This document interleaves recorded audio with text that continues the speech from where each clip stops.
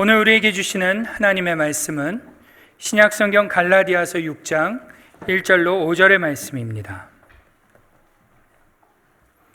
신약성경 갈라디아서 6장 1절로 5절의 말씀, 신약성경 309쪽입니다.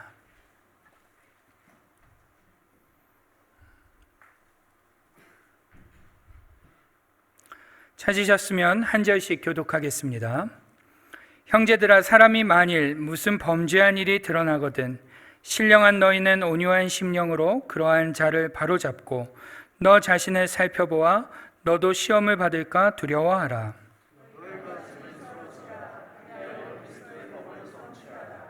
만일 누가 아무것도 되지 못하고 된 줄로 생각하면 스스로 속임이라.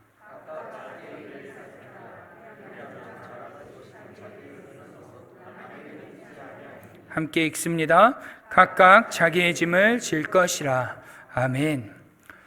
오늘은 영상을 먼저 보도록 하겠습니다.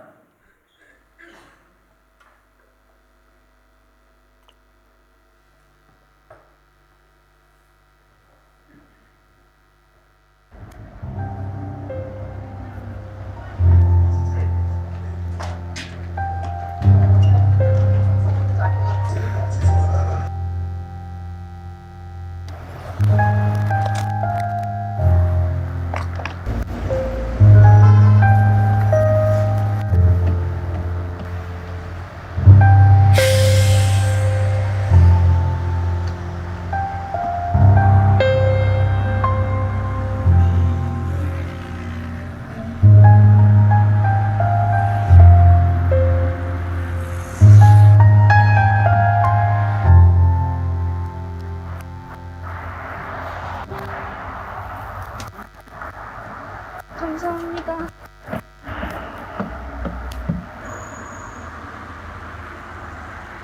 감사합니다.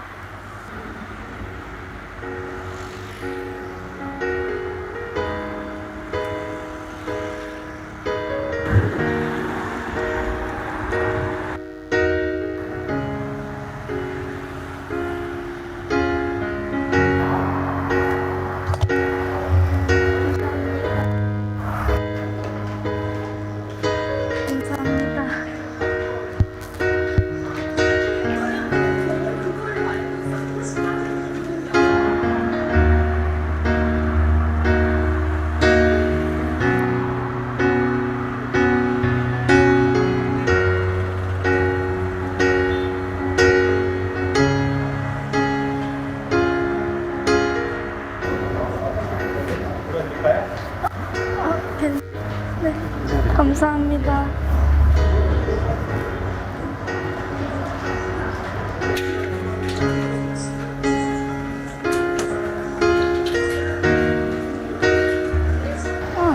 들어드릴게요. 좀. 감사합니다.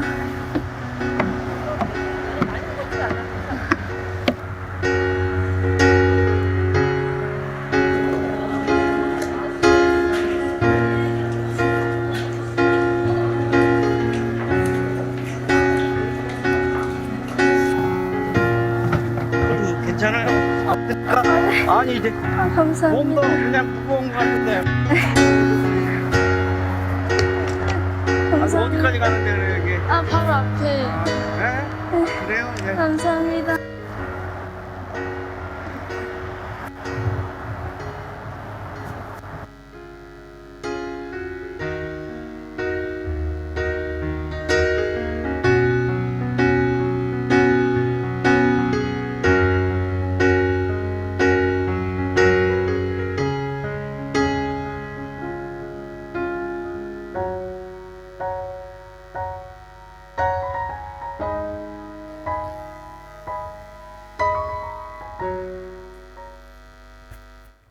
어떻게 영상을 잘 보셨나요?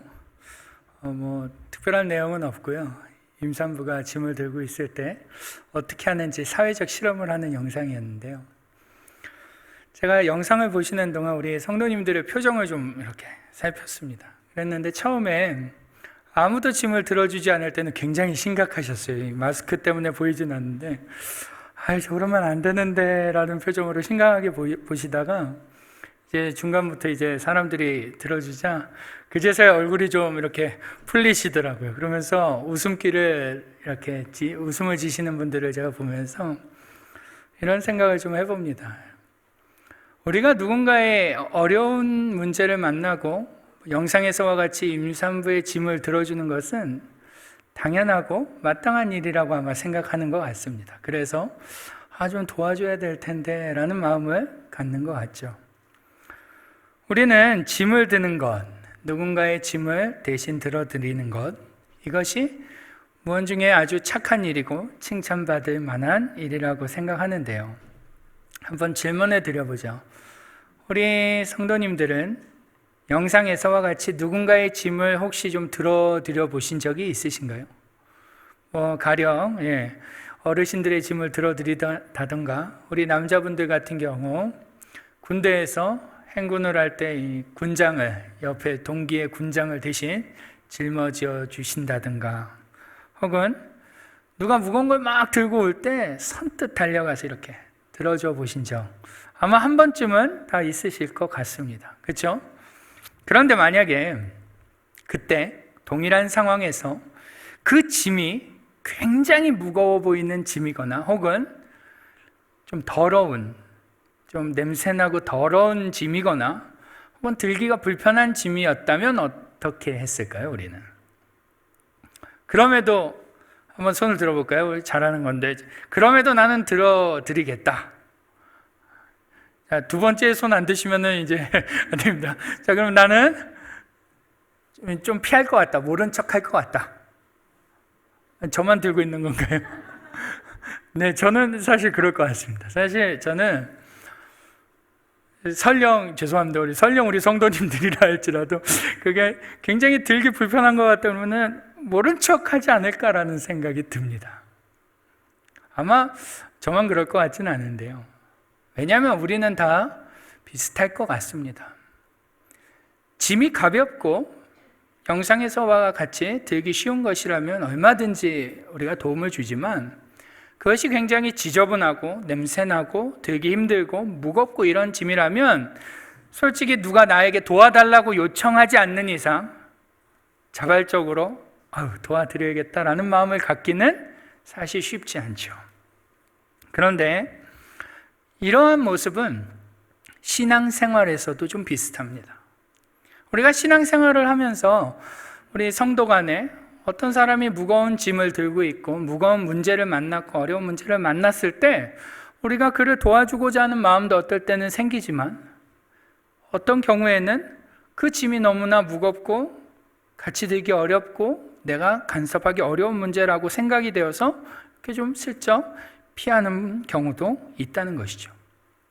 오늘 저는 짐을 지는 교회라는 이 제목을 가지고 갈라디아서 6장 1절로 5절의 말씀을 통해서 이러한 우리의 모습을 좀 성경에 비춰보고 돌아보고자 합니다. 오늘 본문을 보시면 바울은 갈라디아 교회 교인들에게 한 가지 권면을 하는데요. 우리 2절 말씀을 같이 한번 읽어볼까요? 2절 말씀입니다. 시작. 너희가 짐을 서로 지라. 그리하여 그리스도의 법을 성취하라. 아멘. 짐을 서로 지라. 짐을 서로 지라. 여러분 어떻습니까? 짐을 서로 지라 라는 이 바울의 말을 딱 들을 때 어떠한 마음이 드시나요? 그런가 보다 하시면 성경을 내 입장에서 생각하지 않는 것이고, 이 말씀을 들을 때 우리는 자연스럽게 부담스러움을 좀 가져야 됩니다. 또 갖게 되죠.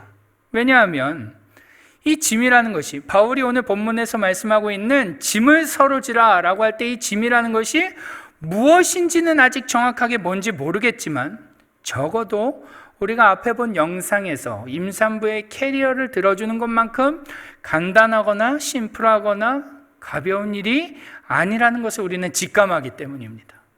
그렇기 때문에 이 짐을 서로 지라라는 말이 부담스럽게 느끼게 되죠.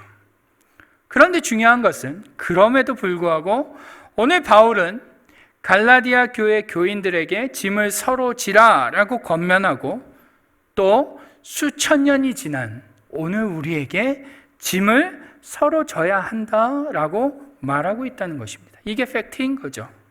이거는 거부할 수도 변경할 수도 없는 사실입니다. 여러분, 예수를 잘 믿어야 한다, 혹은 기도를 열심히 해야 한다, 말씀을 많이 읽고 예배에 빠지지 않아야 한다, 이런 것들에 대한 권면이었다면 조금 듣기 쉬웠을 것입니다.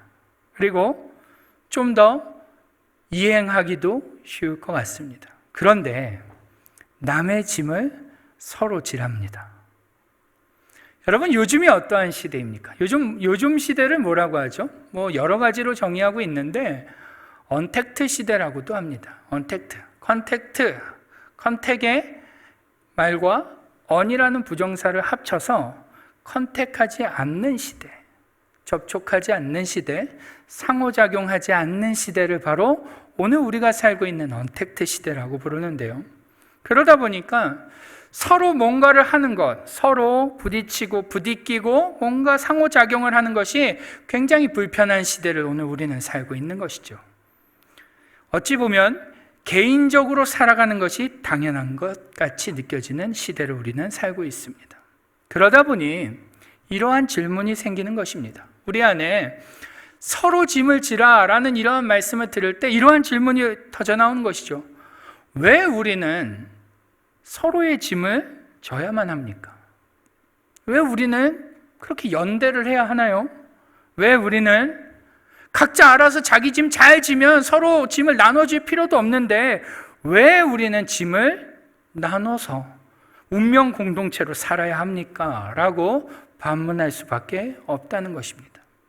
그런데 여러분, 이러한 물음에 대해 오늘 바울 사도는 우리가 읽은 6장 본문 앞에 5장 25절에서 한마디로 답을 주고 있는데요.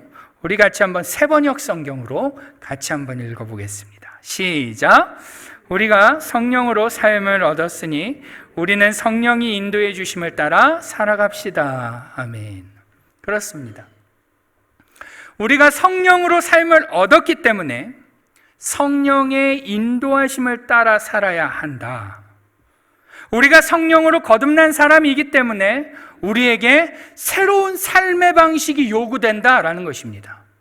그 전까지의 살던 방식을 그대로 살아서는 안 되고 우리는 성령으로 거듭난 사람으로서 이제 새로운 삶의 방식이 필요하다는 것이죠. 그리고 더 나아가서 성령의 인도하심을 따라 사는 삶이 무엇인가? 라는 이 자구적 질문에 뭐라고 대답하고 있는 것입니까? 오늘 본문에서는 이렇게 대답하고 있는 것입니다. 짐을 서로 지는 것이 성령의 인도하심을 따라 사는 삶이다.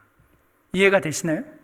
성령의 인도하심을 따라 사는 삶이란 다른 것이 아니라 서로의 짐을 나눠지는 삶이 바로 성령의 인도하심을 따라 사는 삶이다라는 것이죠. 성령으로 거듭난 사람들은 새로운 삶의 방식이 요구되는데 그것이 곧 서로의 짐을 나눠지는 것이다.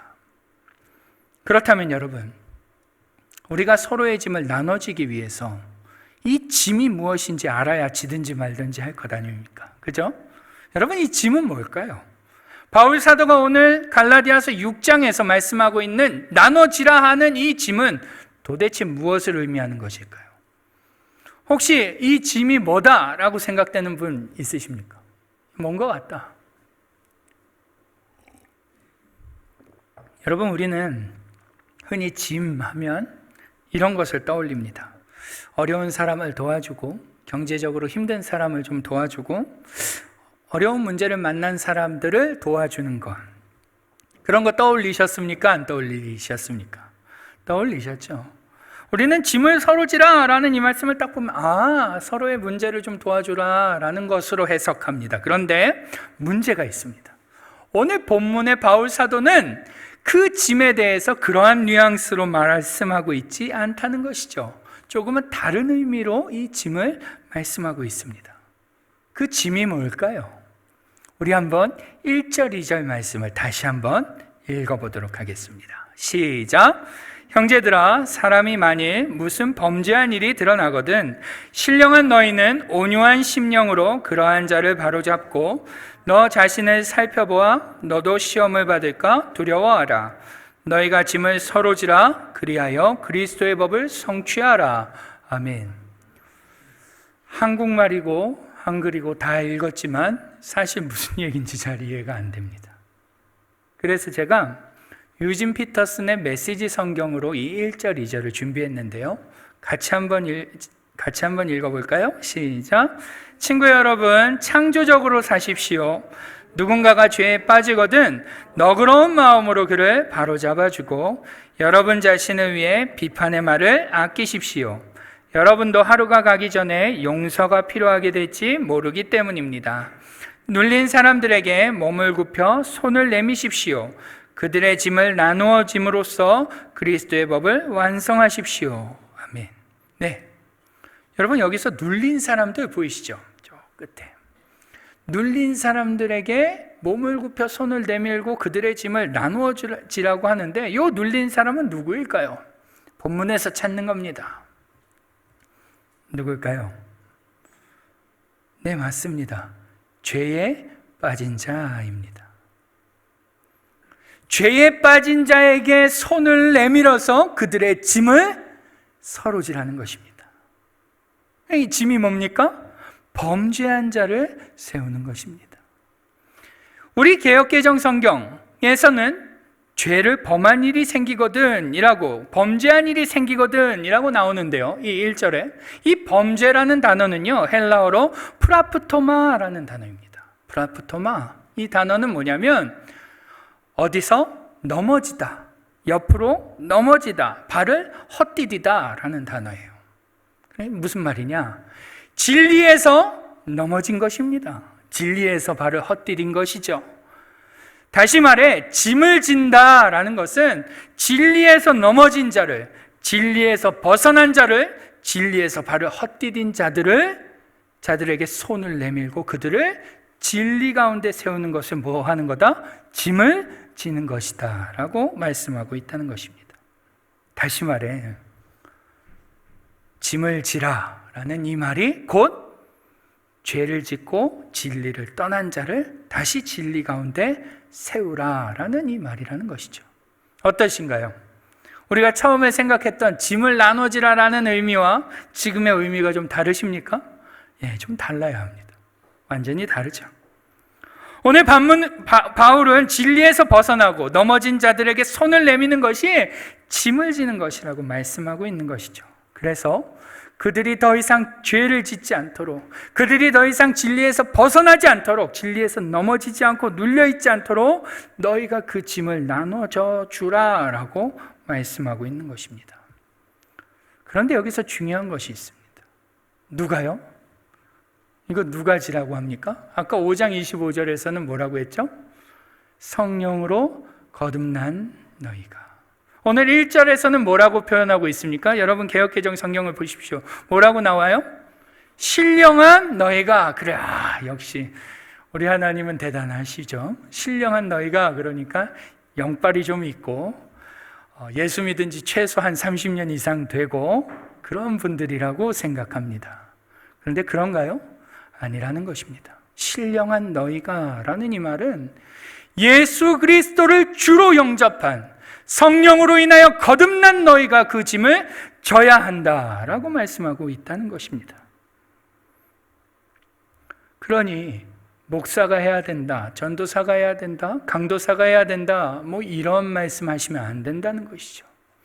이 짐을 나누어 주는 것은 성령으로 거듭난 우리가, 예수 그리스도를 주로 영접한 우리가 해야 할 일이다라는 것입니다.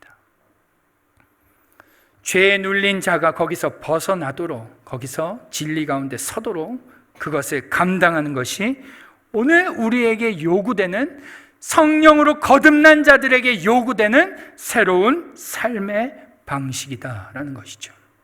그렇다면 여러분, 자, 다시 한번 정리하면 지금까지 성령으로 거듭난 자는 새로운 삶의 방식이 요구되는데 이 새로운 삶의 방식은 뭐라고요?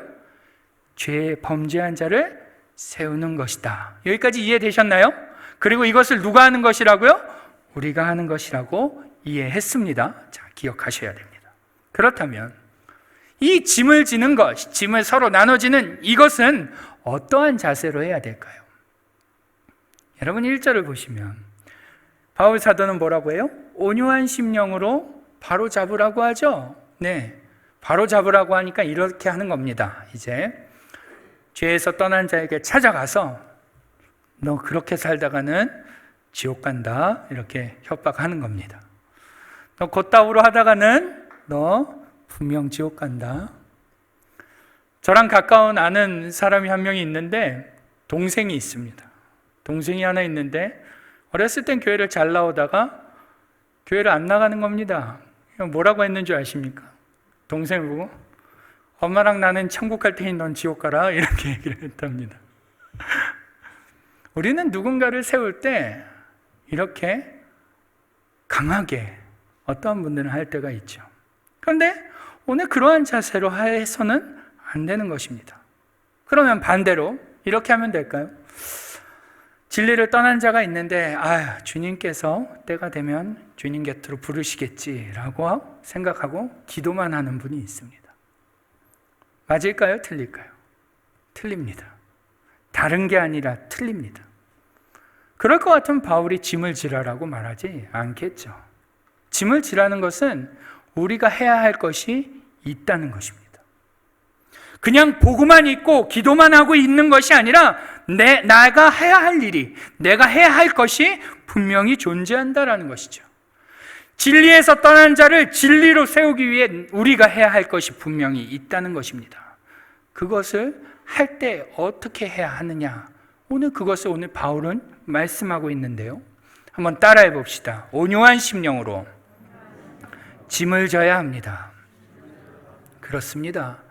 아까도 말씀드렸지만 1절을 보시면 1절에 뭐라고 나옵니까? 신령한 너희는 온유한 심령으로 그러한 자를 바로잡고 라고 말씀합니다. 여러분, 온유한 심령이 뭐죠? 부드럽고 따뜻하게, 자상하게, 인자하게 말하는 것입니다.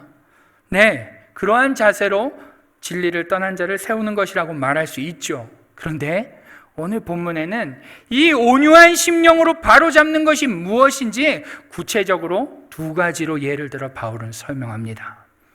우리 첫 번째로 그것이 무엇인지 3절 말씀을 한번 읽어보겠습니다. 시작! 만일 누가 아무것도 되지 못하고 된 줄로 생각하면 스스로 속임이라. 아멘. 만일 누가 아무것도 되지 못하고 된 줄로 생각하면 스스로 속임이라. 무슨 말인지 이해가 어렵죠. 그래서 제가 이 말씀도 메시지 성경으로 준비를 했는데요. 같이 한번 읽어볼까요? 시작! 자신이 너무 잘나서 그런 일을 할 수 없다고 생각한다면 여러분은 대단한 착각에 빠진 것입니다. 아멘. 네, 무슨 말입니까? 내가 대단히 잘났고 나는 대단히 옳고 나는 꽤 괜찮은 신앙인이라고 생각해서 죄에 빠진 자들을 세우는 일에 동참하지 않고 그들과 상종하지 않으려는 자세, 나는 그들과는 다르다는 생각, 나는 저들과는 다르다라는 이 교만함을 버리는 것이 온유한 심령으로 바로잡는 것이다 라는 것이죠.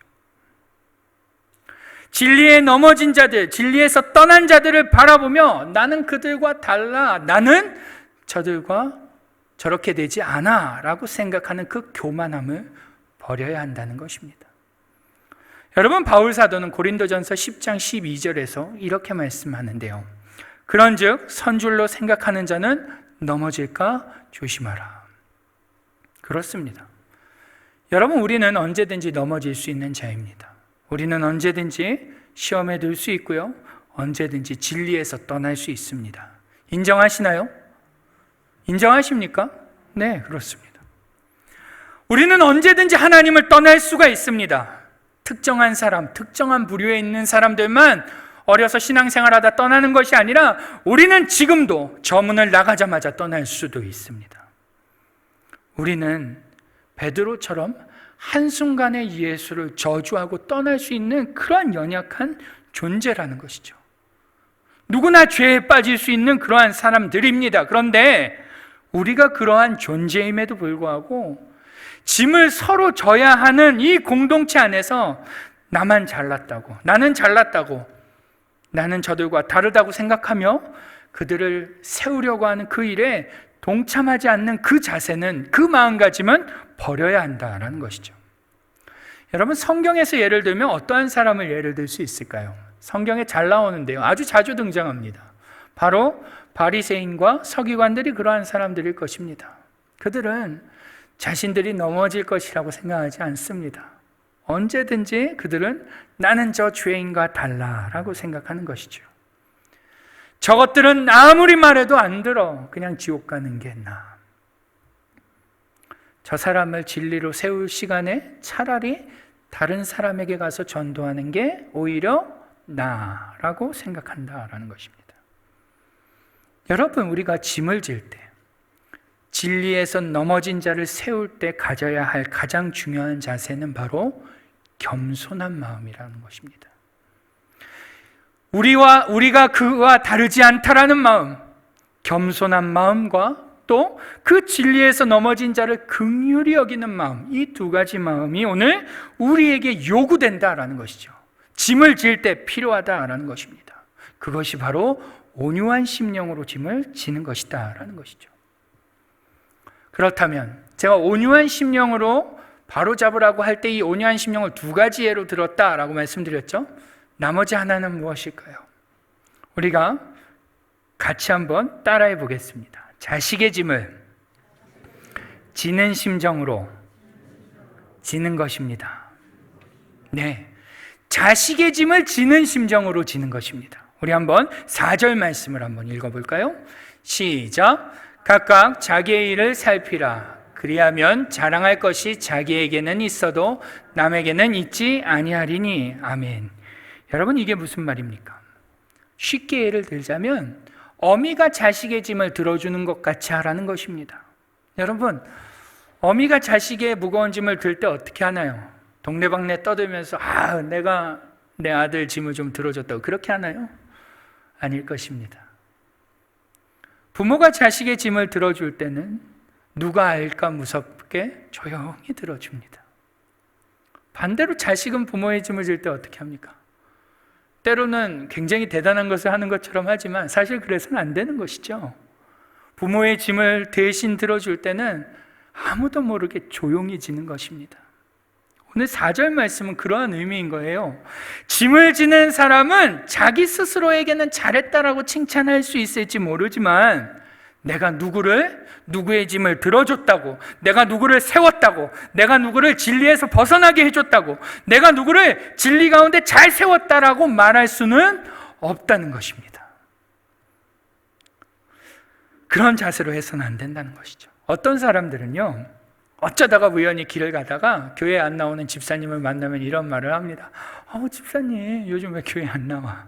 교회에 나와야지. 이 말 하고선 지나간 거예요. 근데 그 주에 그 집사님 나오면 어떻게 됩니까? 내가 그동안 얼마나 기도하고 얼마나 집사님을 위해서 중보했는데 이렇게 나오니까 너무 좋다. 동네방네 소문을 다 내요. 친한 집사님 교회 안 나오고 있어요. 그럼 전화해요. 어떻게 하다가 이거저거 다 얘기하다가 끝날 때 집사님 교회 좀 나와. 그러고 딱 끊었는데 그 주에 교회 나오면 어떻게 됩니까? 대단한 일이 벌어집니다. 내가 그동안 집사님을 위해서 얼마나 노력하며 기도했는데 이렇게 나오니까 너무 좋다. 여러분, 그러한 모든 것이 바르지 않다는 것입니다.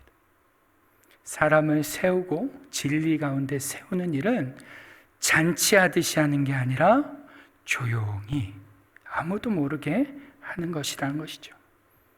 겸손한 태도로 조심스럽게 하는 것이 짐을 지는 것이다 라는 것입니다. 되셨죠? 온유한 심령으로 짐을 지는 건 이제 뭐라고요? 두 가지. 첫째로는 겸손함으로 긍휼한 마음을 가지고 하는 것과 두 번째로는 조심스럽게 은밀하게 하는 것을 말한다라는 것입니다. 그렇다면 여러분, 온유한 심령으로 이렇게 짐을 지기만 하면 모든 게 만사가 끝나는 걸까요? 아닙니다. 오늘 바울 사도는요, 성령으로 거듭난 사람들, 새로운 삶을 살아야 하는 이 사람들에게 한 가지 더 요구하는 게 있습니다. 그것이 뭔지 우리 1절 말씀 한 번 더 읽어보도록 하겠습니다. 시작. 형제들아, 사람이 만일 무슨 범죄한 일이 드러나거든 신령한 너희는 온유한 심령으로 그러한 자를 바로잡고 너 자신을 살펴보아 너도 시험을 받을까 두려워하라. 아멘. 네, 우리 중에 범죄한 일이, 죄를 짓고 주님을 떠난 자들이 생겼다라는 것을 너희가 알게 되거든 어떻게 해라? 그러한 자를 어떻게 해라? 바로잡고 라고 나오죠. 바로잡고. 여러분, 이 바로잡고라는 단어가요, 헬라어로는 카탈티조라는 단어인데요, 죄송합니다, 미완료형으로 써 있습니다. 이게 무슨 말이냐면 한두 번 바로잡는 게 아니라 미완료, 계속 지속적으로 바로잡는 것입니다. 무슨 말이냐? 그가 온전히 설 때까지 그를 바로잡는 것입니다. 온전히 설 때까지 짐을 지는 것이죠. 다시 말해, 짐을 지는 것은 한두 번 짓고 한두 번 전화해서 권면하고 이게 아니라 계속해서 지속적으로 져야 한다는 것입니다. 온유한 심령으로 한두 번 권면하고 한두 번 바로잡고 마는 것이 아니라 지속적으로 진리에서 넘어져 있는 그를 진리에 설 때까지 손을 내미는 것입니다. 여러분, 한두 번은 누구나 합니다. 한두 번 전화해서 신방하고요, 한두 번 전화해서 신앙 권면하고요, 한두 번 만나서 밥 사주고 위로하는 거 누구나 합니다. 그거 하고서 대단한 일을 한 것처럼 생각해서 안 됩니다. 그것은 짐을 지는 것이 아니라는 것이죠. 짐을 지는 것은 그가 세워질 때까지 하는 것입니다. 적당히 하고 나는 했습니다 라고 말할 수 없다는 것이죠. 그 진리에서 떠난 자가 세워질 때까지 기도하고, 그 진리에서 떠난 자가 진리로 돌아올 때까지 마음을 쏟고, 그가 죄에서 떠날 때까지 그를 위해서 회개하고, 그렇게 해서 끝내 그가 남의 짐을 대신 질 수 있을 만큼 설 때까지 우리는 넉넉히 그의 짐을 대신 져줘야 한다는 것입니다. 여러분, 이게 바로 짐을 지는 것이다 라는 말입니다. 정리하자면 오늘 본문의 바울은요, 성령에 거듭난 너희가 성령으로 거듭났는데 그러한 자들에게는 새로운 삶의 방식이 요구된다라고 말합니다. 그리고 그 새로운 삶의 방식은 뭐다? 범죄한 자를 진리 가운데 세우는 것이다. 되셨죠? 그리고 그거를 하려면 어떻게 해야 된다? 어떠한 자세로 해야 된다? 온유한 심령으로 해야 된다. 그럼 온유한 심령은 뭐다? 겸손과 긍휼의 마음을 가지고 또 조심스럽게 은밀하게 하는 것이다. 여기까지 들었습니다. 또 그것을 어떻게? 언제까지? 지속적으로 끝까지 하는 것이다 라고 이해했습니다. 여기까지 이해되셨나요? 네, 여기까지 우리가 모두 다 이해했습니다. 그렇다면 한번 질문을 드려보죠. 여러분, 이러한 짐을 여러분은 지시겠습니까? 여러분 이해하셨잖아요. 짐을 지는 게 뭔지 지금 다 이해하셨습니다. 하나님의 말씀을 한 절 한 절 잘 이해하셨습니다. 중요한 것은 그것이 이해되고 끝나서는 안 된다는 것이죠. 여러분, 그러한 짐을 지시겠습니까? 어떠신가요? 아멘입니까? 아멘이어야죠. 이해하는 것으로 끝나서는 안 되는 것입니다. 저는 이해하기 위해, 이해시켜드리기 위해 이 자리에 선 것이 아니라는 것이죠. 이것이 머리로만 이해되고 끝나서는 결코 안 되는 것입니다. 이해되셨다면 짐을 질 수 있느냐라는 이 질문에 여러분이 자신 있게 아멘할 수 있어야죠.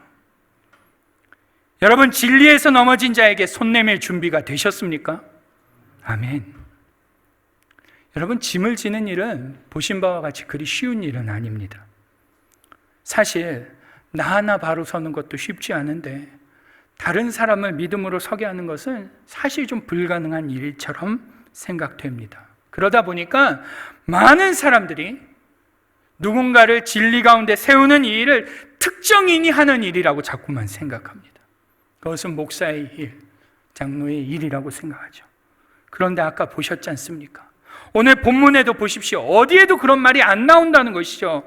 바울은 이 짐을 누가 져야 하냐라는 이 질문을 던지며 뭐라고 한다고요? 신앙이 오래되었고 성령이 충만하며 그만한 능력이 있는 사람이 아니라 성령으로 거듭난 너희가, 신령한 너희가 해야 한다라고 말씀하고 있다는 것입니다.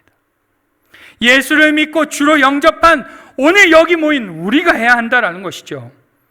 여러분, 여기 있는 우리가 이 짐을 져야 합니다. 여러분, 그렇기 때문에 우리는 다시 한번 짐을 지는 공동체가 되기로 다짐해야 하는 것입니다. 오늘 이 시간에 성경의 내용을 이해하고 가는 것보다 중요한 일은 내가 짐을 지는 사람으로 공동체의 일원으로 서겠습니다라는 다짐이 우리 가운데 있어야 한다라는 것이죠. 비록 지금 내가 연약하고 비록 나조차도 흔들리지만, 그리고 내가 처한 모든 환경이 여의치 않지만, 그럼에도 우리는 예수를 구주로 영접한 자들이기 때문에 오늘 짐을 지겠습니다라는 이 결단을 해야 한다라는 것입니다. 여러분, 제가 언젠가 한번 이런 예화를 드린 적이 있는지 모르겠는데요, 힌두교에서 기독교로 개종한 썬다싱이라는 수도사가 한 명 있었습니다. 이름이 재밌죠? 썬다싱. 이 썬다싱이라는 자가 힌두교에서 기독교로 개종을 했는데, 어느 추운 겨울날 히말라야 산을 동료 수도사와 둘이서 걸어가고 있었다고 합니다. 그런데 걸어가다 보니까 저 앞에 한 사람이 쓰러져 있는 것을 보게 되었습니다. 그러자 이 동료 수도사는 저 사람이 저기에 있는 것은 그렇게 죽는 것이 그의 운명이니 우리는 갈 길만 가자고 하고 가게 됩니다. 그리고 이 썬다싱은 그러한 이 수도사를 향해 우리를 이곳으로 보낸 것은, 지나가게 하신 것은 하나님의 뜻이니 우리가 도와야 된다라고 하고 그를 등에 들쳐업었다고 합니다. 동료 수도사는 먼저 휙 가버리고 이 썬다싱은 그 쓰러졌던 사람을 들쳐업고 히말라야 산을 올라갔던 것이죠. 한참을 올라가다 보니 땀이 나고 열이 나고 그러면서 쓰러졌던 사람이 의식이 돌아오게 됩니다. 그리고선 다시 회복하여 이 썬다싱과 함께 그 산을 올라갔다고 하죠.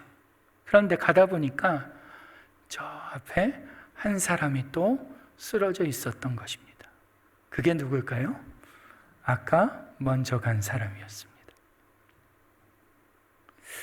여러분, 짐이라는 것은 없어서 좋기도 하지만 있어야 될 때가 있습니다. 교회의 짐은 그런 것입니다. 에베소서 2장 20절에서 22절의 말씀을 보시면 이러한 말씀이 있는데요, 제가 한번 읽죠.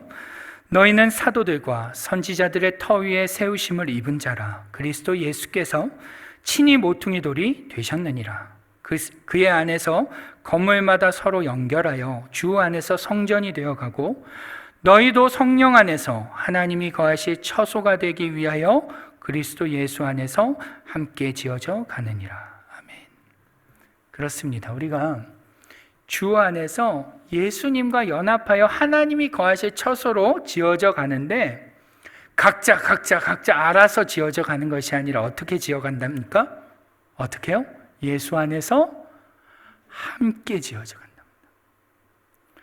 믿음이 연약한 자, 믿음이 좀 좋은 자, 예수를 처음 믿은 자, 예수를 오래 믿은 자, 능력이 있는 자, 능력이 없는 자, 이 모든 사람들이 함께 어우러져서 어떻게 된다고요?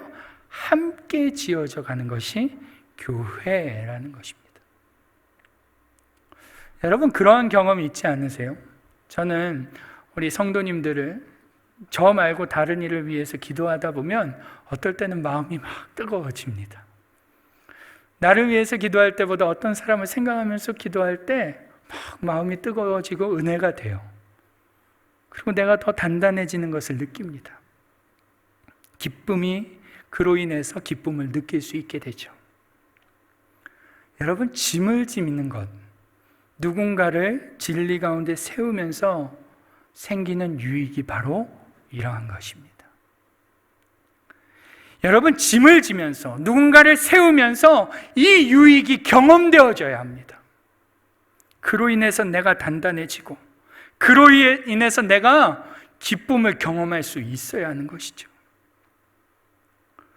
예전에는 짐처럼만 느껴졌는데, 나에게 너무나 무거운 짐과 같이 느껴졌는데, 어느새 돌아보고 나니까 그가 나를 세우는 도구로 사용되어지고 있고, 어느샌가 모르게 그로 인해서 내가 영적으로 성숙해져 있고 어느샌가 모르게 그로 인해서 내가 기뻐하고 감사하고 있다는 것을 발견할 수 있어야 합니다. 이것이 우리가 짐을 질 때 생기는 유익이라는 것입니다.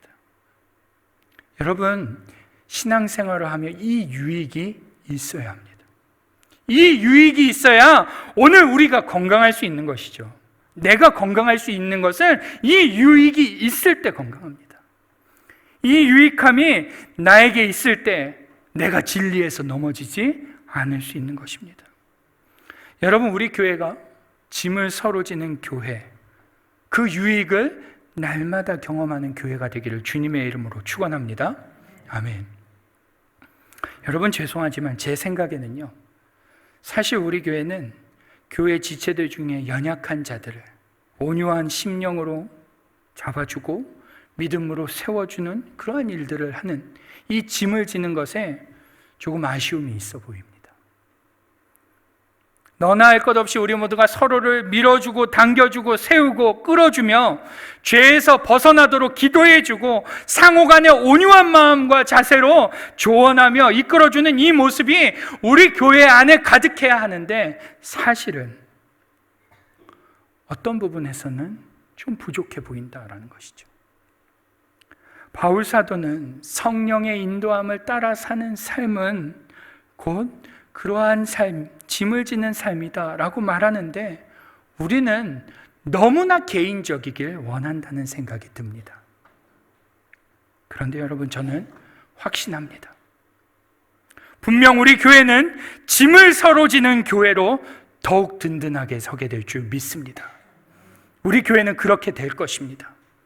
지금은 아쉬움이 있고 미흡함이 있어 보이지만 분명 우리 교회는 영혼에 관심 있는 교회로 서게 될 것입니다.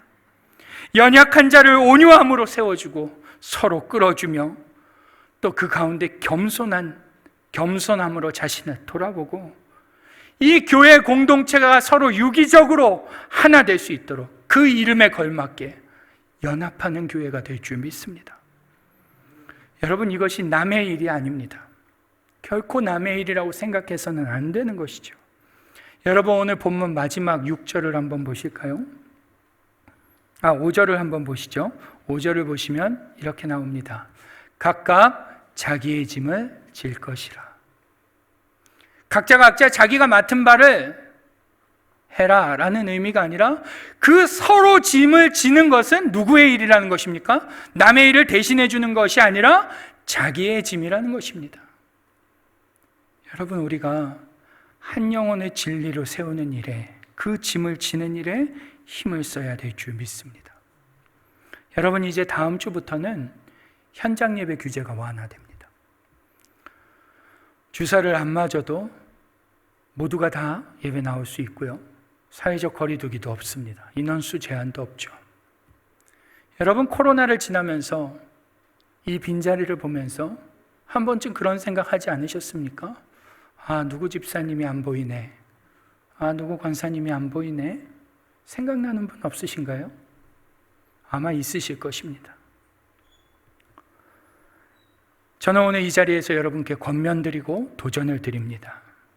우리가 성령으로 거듭난 자로서, 우리가 성령의 인도하심을 따라 살아야 하는 자로서 오늘 여러분 그 생각나는 분들을 댁에 돌아가셔서 한번 노트에 이름을 적어보시기를 바랍니다.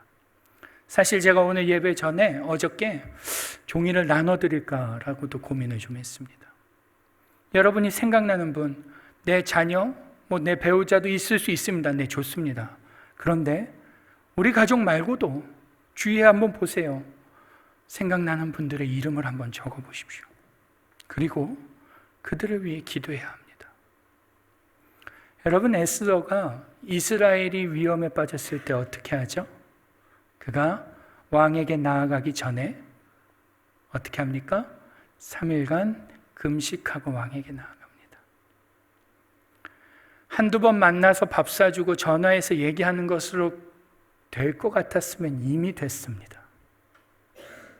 한 영혼을 진리에서 떠난 자를 세우는 일은 영적인 싸움인 것이죠.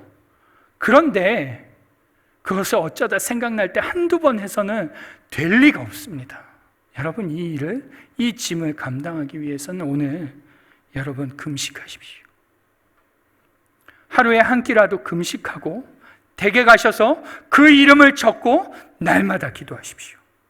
그리고 용기를 내서 권면하십시오. 집사님, 우리 이대로 있으면 안 되지 않겠습니까? 이번 주부터 우리 예배가 재개되는데 우리 같이 신앙생활 합시다. 여러분, 이것을 안 할 사람들, 나는 못하겠다라고 하는 사람들은 오늘 짐을 지지 않겠다라고 선언하는 사람들입니다. 여러분, 오늘 우리에게 주님께서 요구하십니다. 성령에 거듭난 사람들은 이 짐을 져야 마땅하다. 여러분, 오늘 우리가 이것을 놓고 결단하는 시간이 되었으면 좋겠습니다. 여러분, 그분들, 이 자리에 없는 그분들이 있어야 우리가 바로 섭니다. 이 자리에 없는 그분들이 계셔야 우리 교회가 바로 섭니다. 그분들이 이곳에 계셔야 세상 앞에서 우리 교회가 흔들리지 않습니다.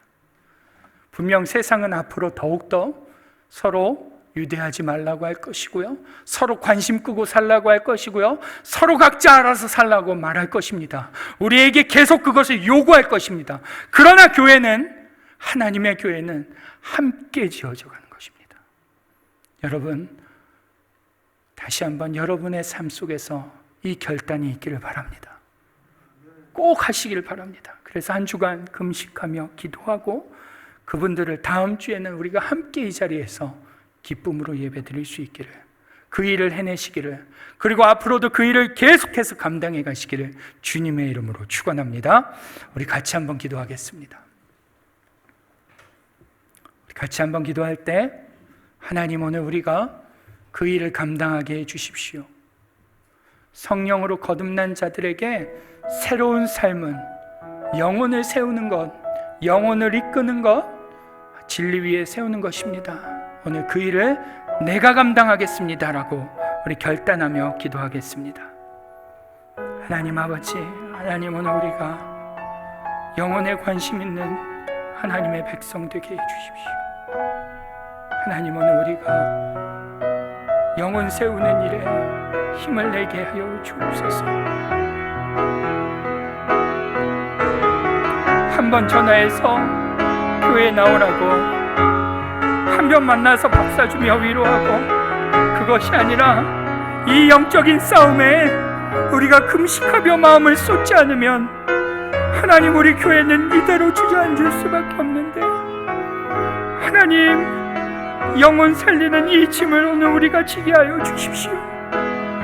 비록 오늘 나조차도 흔들리고, 비록 오늘 나조차도 녹록지 않지만, 하나님, 오늘 우리 주위에 있는 그 영혼들을 우리 주님께서 기다리고 계시고 그들을 세우는 일에 하나님 마음을 쏟고 계시오니, 하나님, 그 일에 생명 거는 자들, 한 영혼을 천하보다 귀하게 생각하며 그들을 세우기 위하여 애를 쓰는 자들, 영혼 때문에 든든히 서가는 자들, 하나님의 백성이 모임으로 함께 지어져가는 교회, 함께 하나 되는 교회, 함께 하나님의 처소가 되어가는 교회가 되게 하여 주옵소서.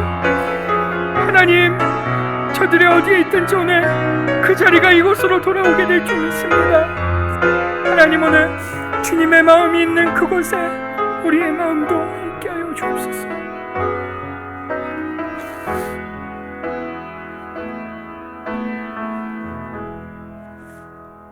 하나님 아버지, 오늘 우리에게 짐을 서로 지라 라고 말씀하시는데, 하나님, 이 짐은 성령으로 거듭난 자들, 우리 모두에게 해당되는 짐인 줄 믿습니다. 하나님, 이 짐을 오늘 우리가 지겠습니다.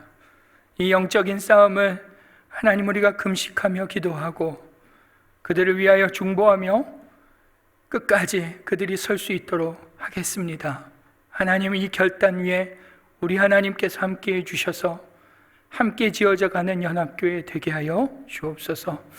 오늘 짐을 서로 지는 교회로 서기를 작정하며 돌아가오니, 주님, 이 결단 위에 주님 역사하여 주옵소서. 감사드리옵고 우리 주 예수님의 이름으로 기도드리옵나이다. 아멘.